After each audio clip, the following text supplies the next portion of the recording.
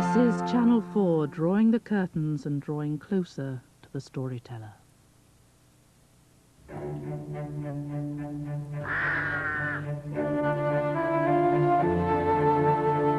When people told themselves their past with stories, explained their present with stories, foretold the future with stories, the best place by the fire was kept for the storyteller.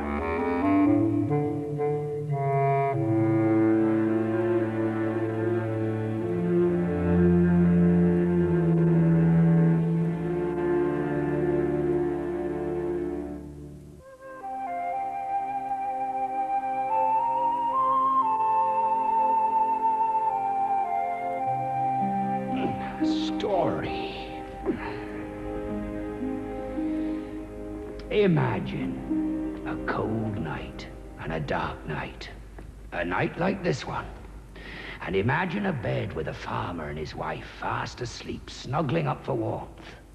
And in this bed, the farmer, shivering, reaches out for his wife. But instead of a head, he finds a foot, because his missus is rubbing noses with their dog, who sleeps every night at the end of the bed. What kind of dog? I don't know. A dog, some kind of dog. Some kind of dog? Terrific story. Should I bark? Oh, no! Just for tonight. Don't be dense, woman. One night won't hurt. It might work. Sleeping upside down? What good's that gonna do? Midwife said it sometimes helps. You're not gonna get a child. If you want company, get a widow woman up from the village. Now come up this end. I'm proper frozen. But the farmer's wife didn't want no widow for company. She wanted a baby. And she'd wanted this child for what seemed a lifetime, until she couldn't bear to watch the lambs born, or the calves come, or the eggs hatch. It hurt her so. And she drove the farmer mad with her cranky books and her cranky charms and remedies. This stings. That's good. It's good. I'm making you a nice tonic and all, to be drunk night and morning. I want a child. I wouldn't care if it were a strange thing made of marzipan or porridge that were ugly as a hedgehog. I want a baby to wrap in a bundle and sing to and snoodle with and hug to bits. Now, to say you wouldn't care when you want something is a dangerous thing. That woman wanted a baby so bad she couldn't care what she got. If she got a hedgehog, she'd bring its snout to her breast. Ears twitch that shouldn't be listening. And no sooner said than done. She got her wish, the farmer's wife. She's all swollen stomach and thinks it's the baths he took or the sleeping upside down. But in fact, of course, it's the saying you wouldn't care what you got what gets you jiggered. As everyone knows what heard a proper story. She has her boy, and straight away there he is, little boy. As ugly as sin, with a pointed nose and sprouting hair everywhere. Hedgehogs do not have hair. They have quills.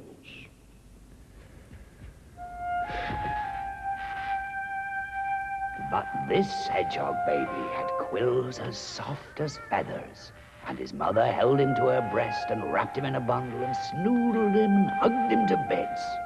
And she gave him the name Hans. Hans, my hedgehog, she called him. Oh yes, the mother loved her baby all right, but not everybody did. It's a hedgehog. What a laughing stock. Get out of here a minute! Don't like this! Bring the freezer in here! I don't want you in here now! We're going home. But our chores. That's the end of parading ourselves in public. Don't cry, my sweet.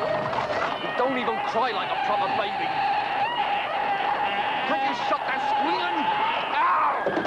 Ow! And the farmer grew to hate his son, Hans the hedgehog boy. Out in the field, he chopped and scythed and bundled and milked, but all the while the shame of what had befallen him turned a knot in his heart. One moment the rage welling up in him, the next tears, huge tears splashing his boots. And time passed by, day following day, week chasing week, and the hedgehog boy grew up. Hey, Beastie! You, HEDGEHOG! Oi, triple back! Hog heads! Double hog! And Hans, my hedgehog, learned he was strange, and he learned he was ugly, and he learned to be sad, and he learned the name that was given him. Double hog!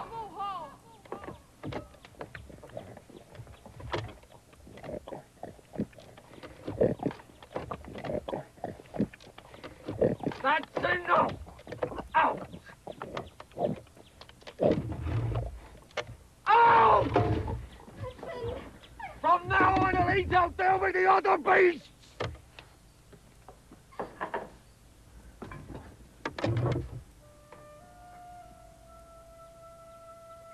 Hans! Hans!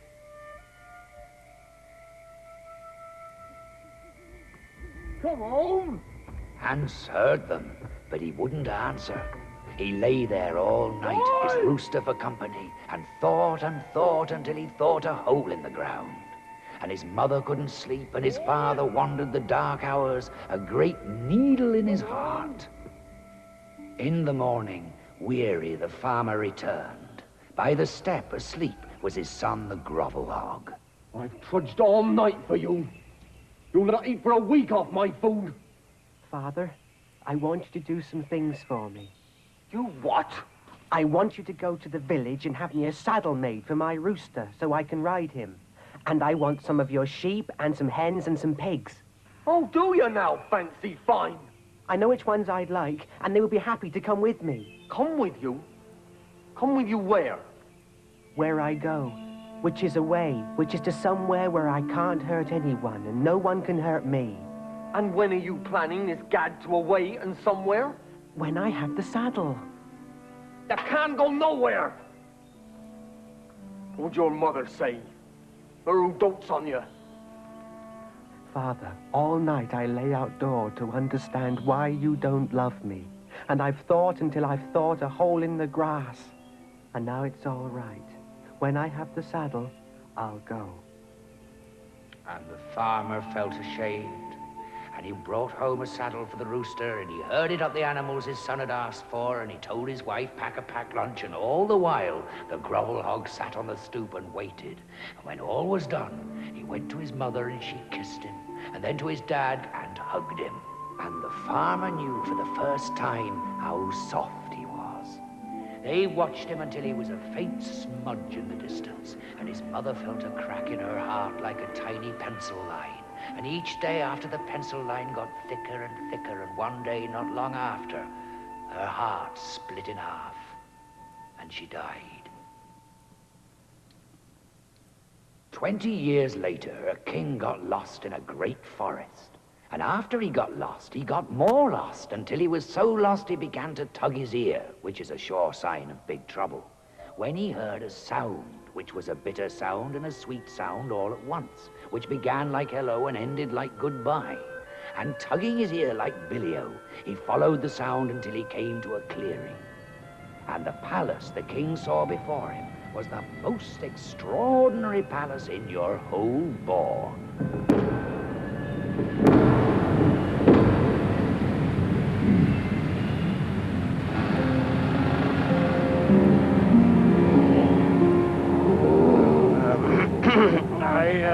I'm very lost, and I'm very hungry. And somewhere back there, a long time ago, I was a king. But now, so lost and so hungry, you wouldn't knock at the beast's house. You are welcome in my house, sir, and at my table. And the king sat at the grovel hog's table and ate of the greenest greens and the sweetest sweets and the juiciest juices. Oh, how very, very kind. After, his host took up the bagpipes and played old songs which were bitter and sweet all at once and began like hello and ended like goodbye. And before he could think, I'm full now and found. The king was asleep. Well, this king woke up the next morning after a night of the kind of dreams you only dream about. He opened his eyes and almost yanked off his ear because he found himself under a tree which certainly wasn't where he'd fallen asleep. And more confusing, it was a tree from which he could see the edge of his kingdom. And he began to dance as only kings once lost and then found can dance. A jig, a jiggle joggle, and a leap. I've heard this story, and you're telling it all wrong. What happens is, the king wants to give the Grovel Hog a reward for all his help, and so he says, name anything. And the hog thing says, give me the first thing to greet you when you arrive in your kingdom. And the king agrees, because he knows the first thing to greet him will be his faithful flop-eared Wagger, the royal dog. So the king says yes, and the whole thing says, I'll collect my reward in a year and a day. And off he goes on his ridiculous rooster. But things don't go as he planned, do they? And it's not poor Wagger who gets there first.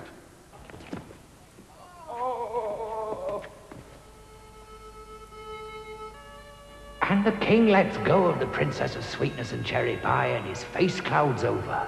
But then he shrugs and turns back to his daughter and dog and walks away for a year and a day.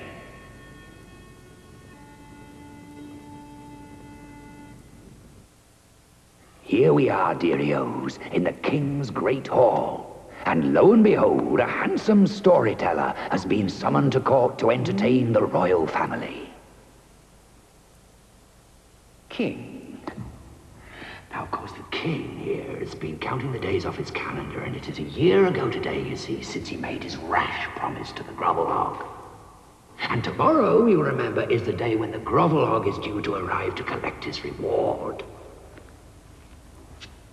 Princess? I'm very good at this. Hey? Get rid of him! Fool, idiot! Throw him in the dungeon! Feed him inch by inch to my royal Charlotte! What they won't eat, give to his dog! No! Help! No! No! Put me down! Put me down! Your Majesty, a huge army appears at the gates. Oh, does it? Not men, but animals, sire. Told you. Sire? I heard you! Let them in! Give a fella some space, I want to hear this. Do you remember me? I do. A year and a day have passed since last we met. Will you keep your promise to me? I will! He will?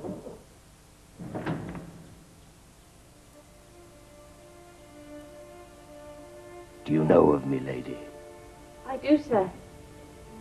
You saved my father, and he owes you his life. Do you know of his promise to me? He promised you the first thing to greet him on his return. And what was that? Hmm? Me, sir. I am yours. Then I want you to be my wife and come live with me in the forest. I want you to be my princess of sweetness and cherry pie. I want to catch you up and sing to you. I want you to love me. Yes, sir. Do you find me very ugly? No, sir. Not so ugly as going back on a promise. Come on, shift yourselves. There's a royal wedding. You're all to be pardoned. I don't know why, I'm sure. Well, come on. I don't know about wedding. Up there, it's more like a funeral. Good. A wedding. I might even be asked to tell a story or two. Who knows? It's on days like these that artists come into their own.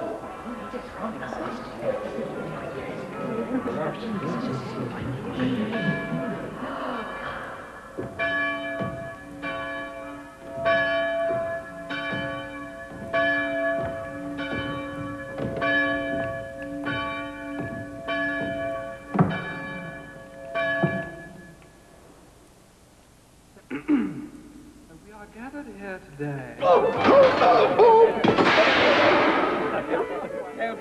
The most unhappy wedding party you ever saw. And that night, in her bedchamber, it was a terrified princess who lay waiting for her new husband to join her.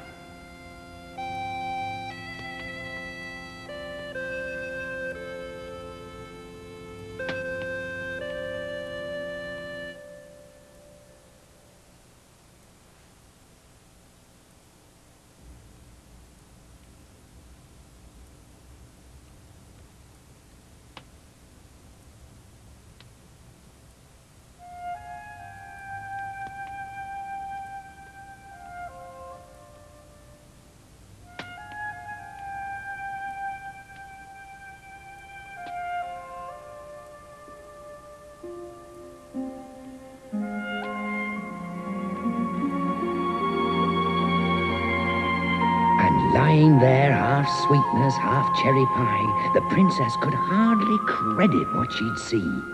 But creeping to the window, she looked down, and there, sure enough, a man moving among the animals in the quiet rain. And she found herself going to the abandoned coat of hair and quills, and touching it, soft and warm and remarkable. And the first rays of morning woke her from dreams of waterfalls and ice cream. And there she was in her bed, and by the embers the grovel hog, back again, beast again. And so had she dreamed all this peeling off of skin? Surely she must have. But that night, the same scene, her husband standing over her as she pretended to sleep. The tender touch on her arm, not prickly, but so smooth she felt an ache when he left her. And she found herself going to the skin and lying against it, and how comfortable she found it. And she felt drowsy, lying there by the fire, so peaceful. She felt herself drifting off, and knew she mustn't, but really couldn't help herself.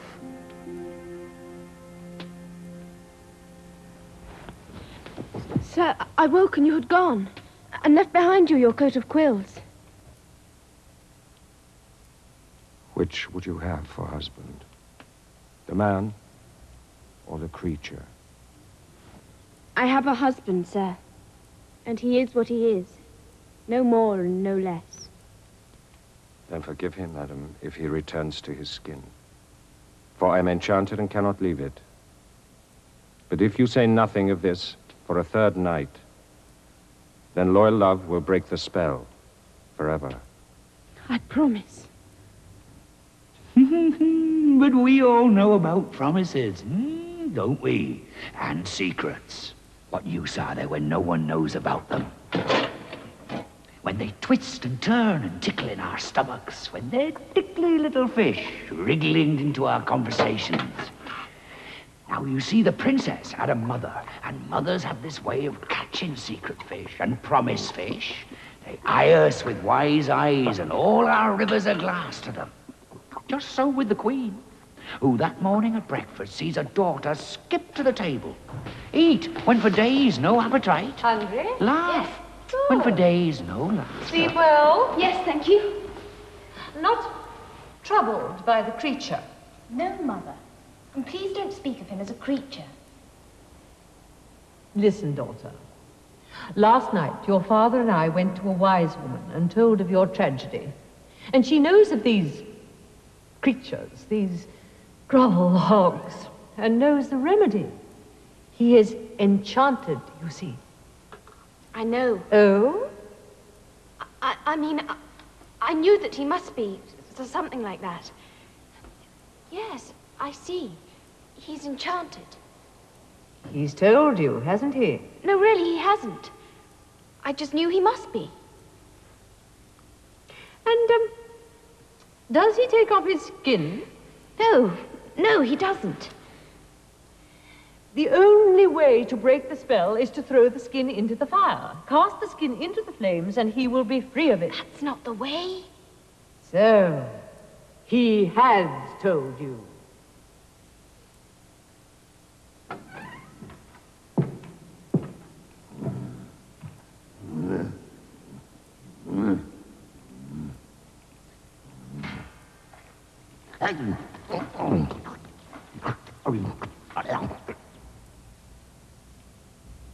That night, the third, when everything happens as before, the princess is haunted by her mother's advice. And oh dear, oh dear.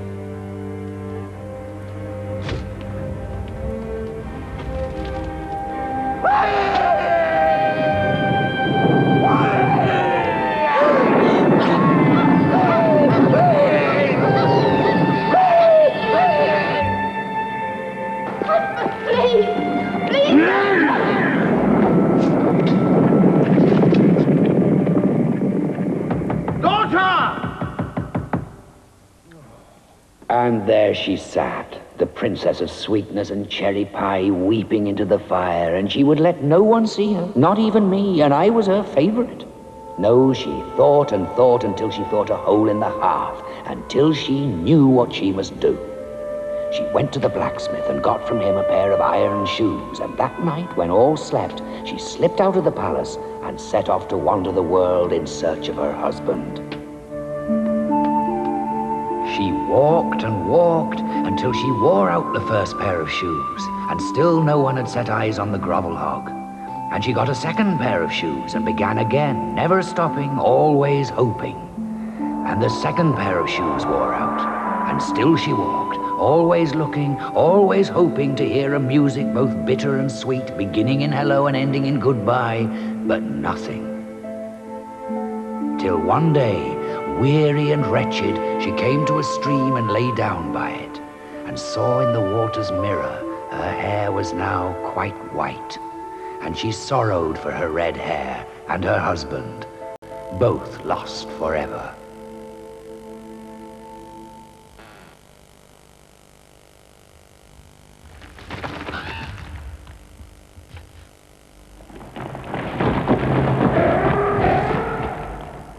To the health of that most beautiful woman who could not keep her promise for one more day. Husband. How did you find me? I have walked the world to find you, and have worn out the soles of 3 pairs of iron shoes. My hair is no longer red. But I come to claim you, and catch you up, and snoodle you and hug you to bits.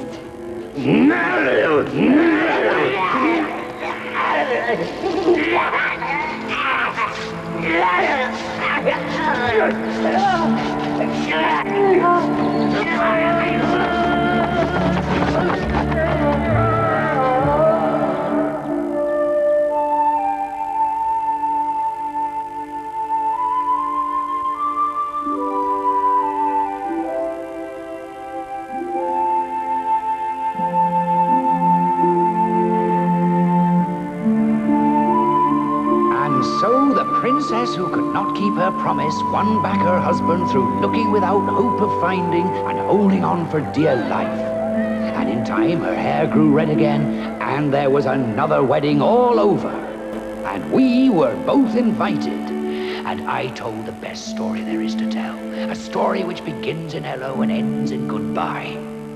And for a gift, she gave me a shoe worn to nothing. And here it is.